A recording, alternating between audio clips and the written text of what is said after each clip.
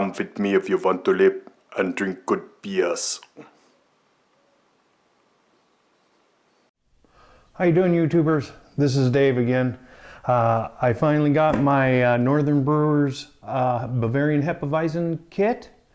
It's an all extract kit, and I'm going to go through what's in it first of all, and then we will end up brewing this. Okay, first of all, I've opened it up already, but I got the instructions right here. It's just one page. I will go through what's in it. First of all, we are supposed to have 6 pounds of wheat malt syrup, and that is this right here. This is the wheat malt extract. This is 65% wheat and 35% barley malt right here. Okay. Then we have our dry malt extract. This is 1 pound of Bavarian Briess Bavarian wheat malt extract, and this is 1 pound of dry malt extract. That can go right here. And then we have 1 ounce of German Tettnang pellet hops right here.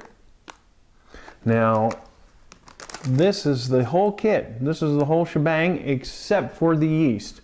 Now, in the standard kit, the yeast that comes with it will either be a dry yeast, Danstar Munich wheat beer yeast, or you can opt to get Y yeast 368 I can't pronounce it, Weizenstephan wheat yeast.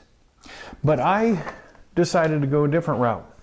I went and got the Bavarian Hefeweizen yeast from White Labs, WLP 300, because that gives a very nice banana smell to it, and I seem to like it better anyway. I want to try a different yeast next time. This is a simple extract kit. There's no steeping grains or anything to that effect. It's just basically liquid malt extract, dry malt extract, and your Tettnang yeast. Okay, now let's go through how this is going to be done. Okay, first of all, oh yeah, one thing that I forgot was it'll come with priming sugar if you want it to come with priming sugar. I opted out because I already have priming sugar, but when you order it, you can order with the priming sugar, so it'll come with the priming sugar to prime your beer bottles and stuff. Okay, now it says here, on brew day, you want to collect 2.5 gallons of water. Then you want to bring the water to a boil, and we're going to add half of this liquid malt extract right here. Half of it into the boiling water. And then we're going to bring it back to a boil. We're going to wait for the hot break, which is where it stops foaming up so aggressively, and it can boil and you don't have to worry about it boiling over. Then at that point, we are going to add the Tettnang hops into the boiling wort, making sure to keep in mind that when you add the hops, it might boil up again. So once that's done, we'll be once that's over boiling over, we'll let it boil for 60 minutes. Okay, that's the total boil time. Now, once we get closer to the end of the 60 minutes, let's say about 10 minutes out, we are going to add the rest of the liquid malt, and then we are going to add this dry malt in there. we will bring it back to a boil, and it'll have a tendency to try to boil over again. So we will make sure we watch that, control our temperature so that it doesn't boil over. Okay, once that is done, we'll continue with our boil for the next 10 minutes to finish up the 60-minute full boil. Once that is finished boiling, we want to cool it down. So what we'll do is we'll stick our pot into the sink with some ice surrounding the pot, outside of the pot, so we can cool it down as fast as possible. Once it gets down to 65, 70 degrees, maybe 75, it'll be ready to pitch the yeast. In the meantime, while we're waiting for it to cool down, we'll sanitize our fermenting bucket and anything that's going to come in contact with the wort, because once we start cooling it down from the boil, everything that touches the wort has to be sanitized. So once it's cooled down, we will pour it into the fermenting bucket. Then we'll take more water and top it off to the 5-gallon mark. Once we top it off to the 5-gallon mark, we will add the yeast.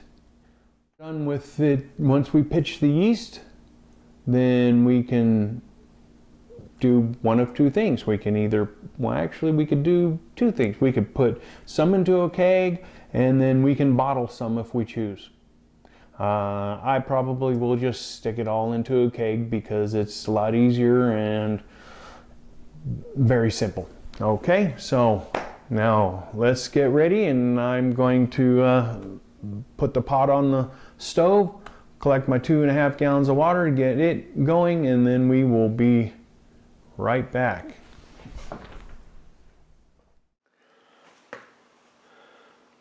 Okay, what I've done is I've got a pot here, and I've got 2.5 gallons of water in here, and now we're going to bring it to a boil. Also, what we're going to do is, you got this right here? Okay, we're going to go back to the sink here, and we're going to put in our liquid malt extract into the sink of hot water, because we want this to heat up, and because if you don't heat it up, it's really hard to pour out. So we need to heat this up and get it warm so we can pour it out very simple. Okay, it's been about 45 minutes and the water is starting to come to a boil, but first I'm going to talk to you about the water that you're going to use, or should want to use. Now, the basic rule is if the water is good enough to drink, it's good enough to brew beer with. So you don't want to use distilled water, because the natural water, tap water, spring water, all that has natural minerals in it, and they add to the flavor of the beer. Now, distilled water is basically has no mineral content in there. You don't want to use it. So if your tap water is good enough to drink and doesn't smell, doesn't have any off flavors or anything like that, it's good to brew with.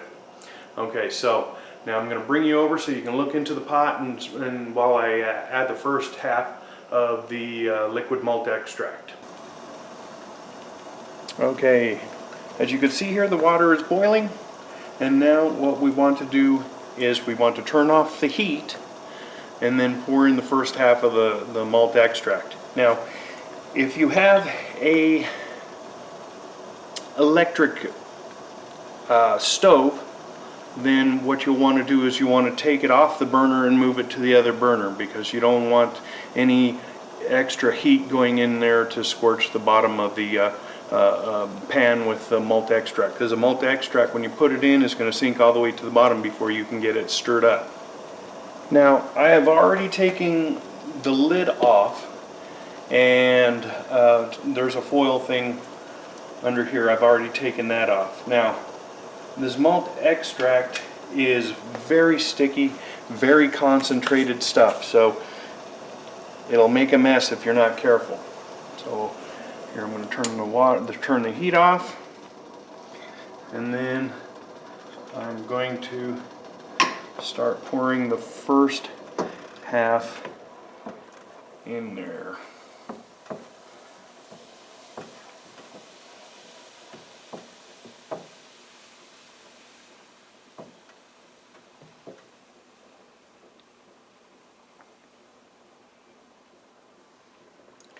Yeah, it looks about half, maybe a little bit more, but it's not going to be too bad. Now we want to stir it, make sure everything that got stuck down to the bottom there is dissolved and intermixed into the liquid water.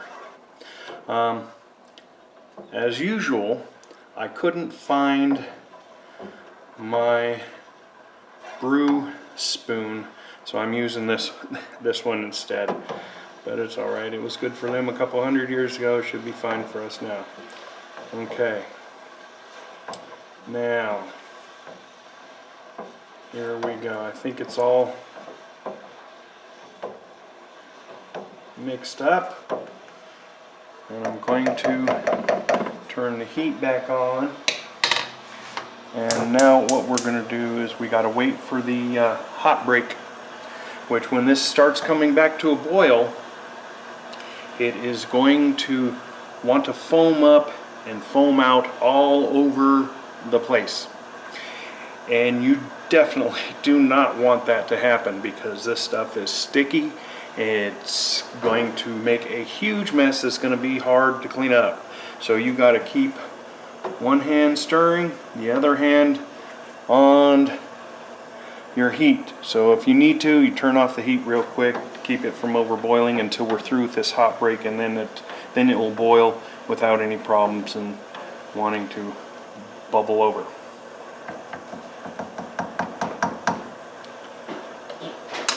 Okay, once it starts boiling again, we'll get back to you. Okay, we got a nice little rolling boil here. You could see it's foaming up a little bit right here, but I got the temperature on high, although I don't think there's enough BTUs really to make it boil over until we're through this hot break. But well, you still got to watch it like a hawk, because as soon as you don't, well, there it goes. As soon as you don't, it'll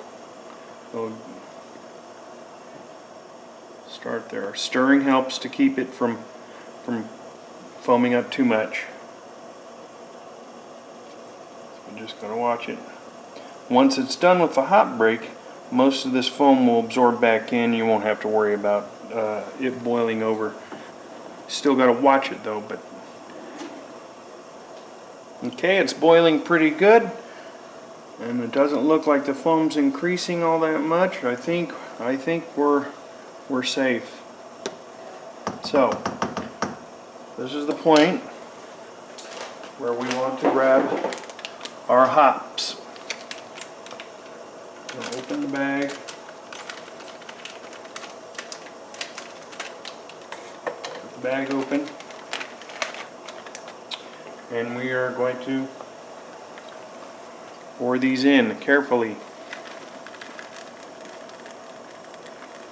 because it's going to, there we go. Had to turn it off. Let's get it down. Okay, now all the hops are in. Stir. Gradually play with the heat. So we can get this all incorporated without it bubbling over.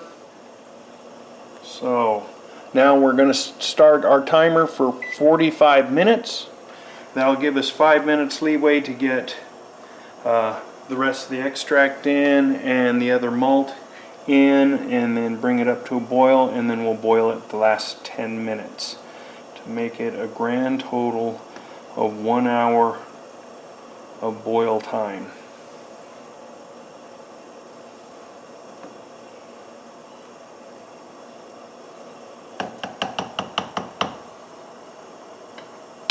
Okay, I think we're good. It's gonna boil here. We're gonna turn it down so much so we don't have too high of a boil. We want a nice rolling boil, but not too aggressive. There we go. Okay, I'll see you in 45 minutes. Okay, our timer has gone off. It's been approximately close to 50 minutes of boil time. It is time to add this second half of our liquid malt extract, and then we will add our dry malt extract into our pot.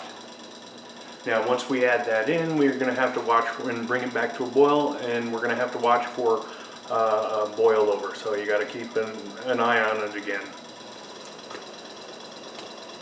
Now I'm going to turn the flame off, and I'm going to start stirring and pour the rest of this in there.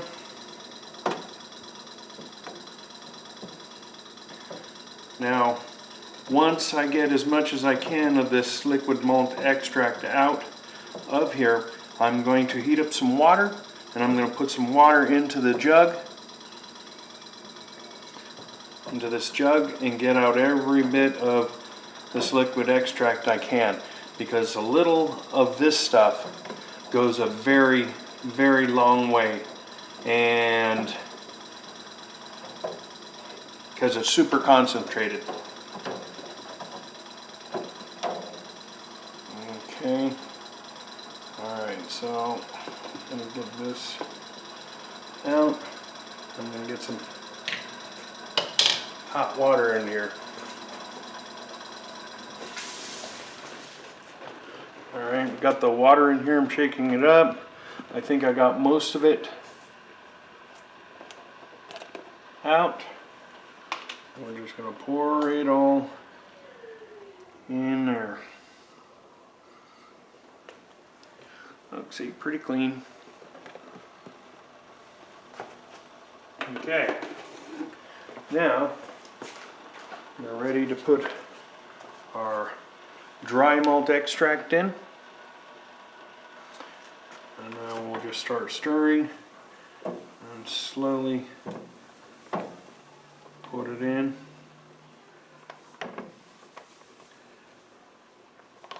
It's going to clump up at first.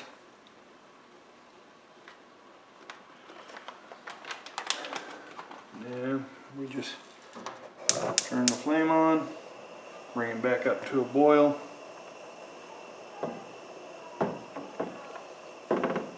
and dissolve the extracts. Now this dry malt extract is the same thing as the liquid. It's just condensed more, and all the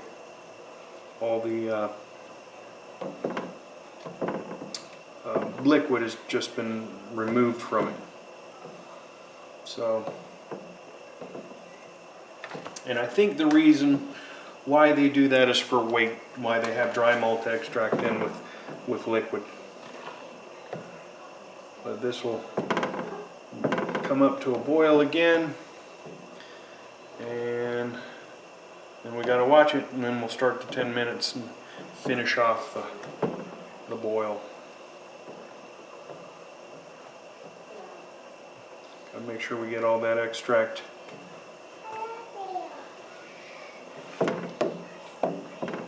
dissolved. Okay, and I'll see you in a couple of minutes when this starts to come to boil. Alright, looks like it's bubbling pretty good. I am going to start the timer again for the last 10 minutes, and I will see you in about 10 minutes. Okay guys, our 60-minute boil is up, our timer has gone off, so now we're ready to turn the flame off and take this over to our ice bath over in the sink. Now, from this point forward, this wort is susceptible to microorganisms that are out and about, so we want to get this done and get it cooled as fast as we can, and get it into the fermenter and add the yeast so the yeast can do their thing and make us some good beer. Now, this wort right here is exactly the same stuff that was concentrated in that liquid bottle. Now, what they do at the factory is they take this wort and then they just boil the heck out of it until it becomes a thick syrup. And all we're doing is rehydrating it, adding the hops, and voila. Okay, so let's get on with this.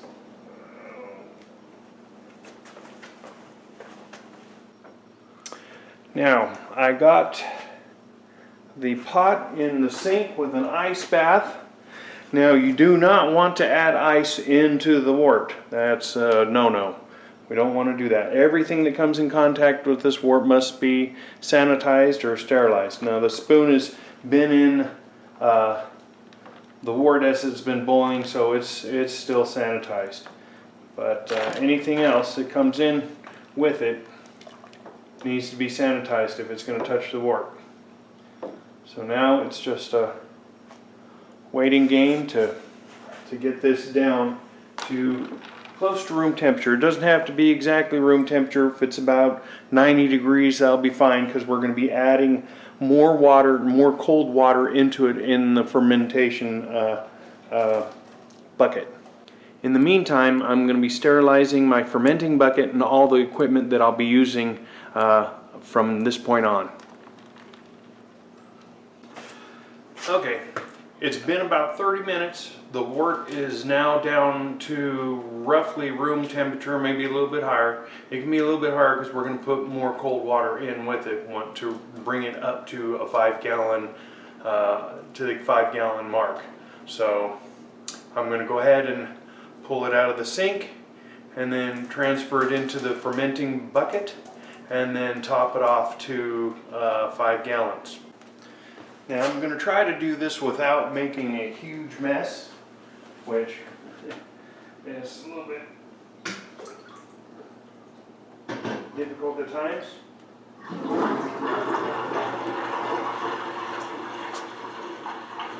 Okay, now my fermenting bucket has been sanitized. The screen has been sanitized right here. I got my bucket of Star Sands right there. I have another little thing of Star Sands, and I sanitized the lid for the fermenting bucket as well.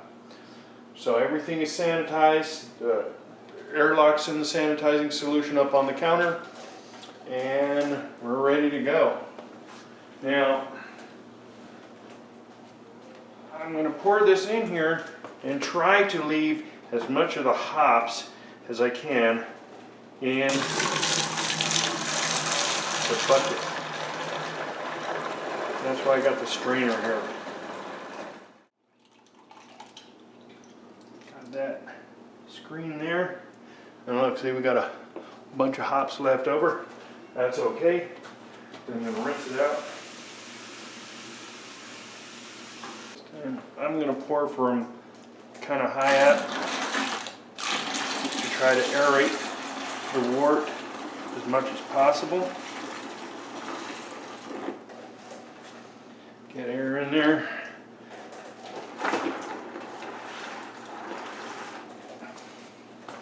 Sanitize, and I'll get a little bit of wort from there.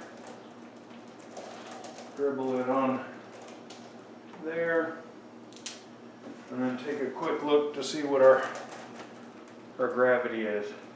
Oh, our gravity is right at 1.055, which is a little bit higher than what it should be. Maybe I just don't have quite as much on there. It's supposed to be 1.049, so I'm going to add a little bit more water, because I got my all grain that's going to be a little bit higher gravity, and this one's going to be good too.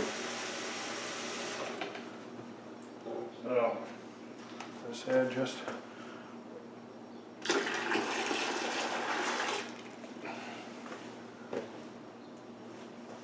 little bit more. Let's try to this reading again. Sanitizer.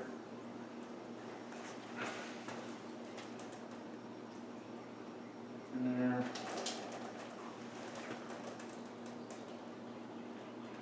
Alright, it's come down. It's almost at 1.053, which is good enough. It's close enough. So now all we have to do is take our temperature. We get this back into sanitizer, and then we can check the temperature of this.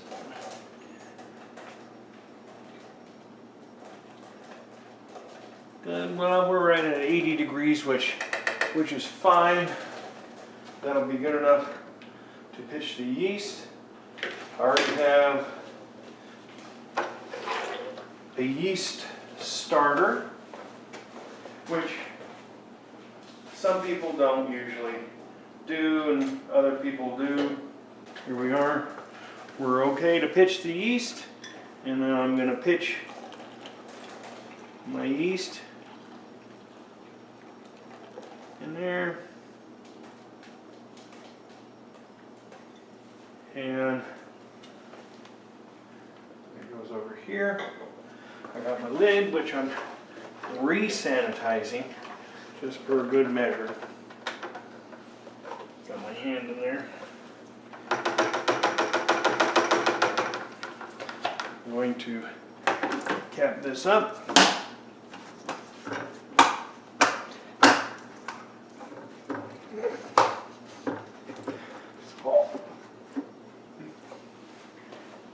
Capped.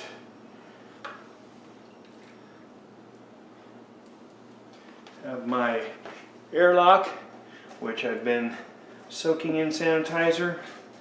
Got it in there. Got that piece. Got this lid.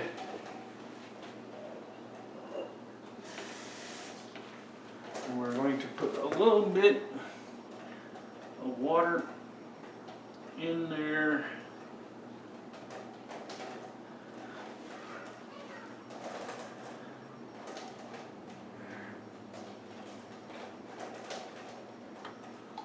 Right there.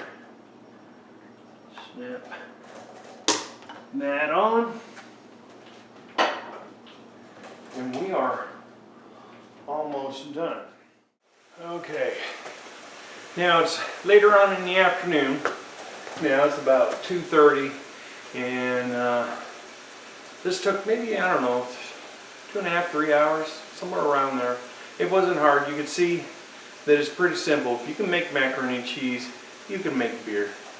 It's easy, especially the extract brews. It's just totally, absolutely simple. And the only thing you have to worry about is sanitation once the wort starts cooling down. Let me see. This has been an interesting experience. Oh, one thing I want to point out, look, I got my Craig Tube shirt on there. Huh? Here's to you, Craig. But other than that, it's a fairly simple process. Pretty straightforward. So I think that's pretty much about it. So from Journey to Frankie Valley, East and West, cheers, happy home brews. And for you guys that haven't done it and have been wanting to do it, this is a good chance to do it. This was a Bavarian Hefeweizen all extract brew. Cheers. My vanilla porter, I'm still nursing it.